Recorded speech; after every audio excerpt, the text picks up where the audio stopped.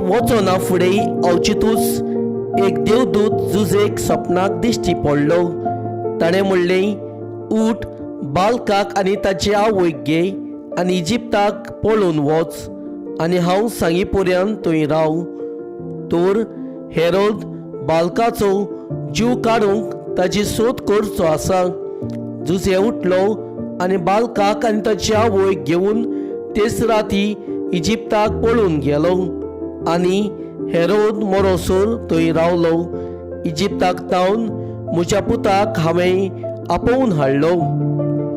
अशें सर्वेस्परान प्रवाद्या वरवीं सांगलोलें उतर पाळोवन येवचे खातीर हें घडलें.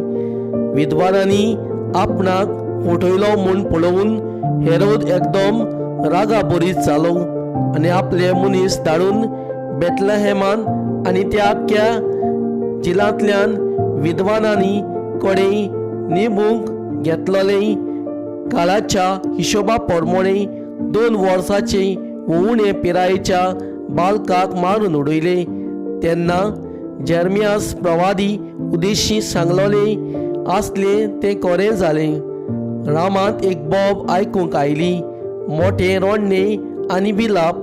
राखेल आपल्या भुरग्यांक रडटा, ती नात म्हूण ना तिका पुजून.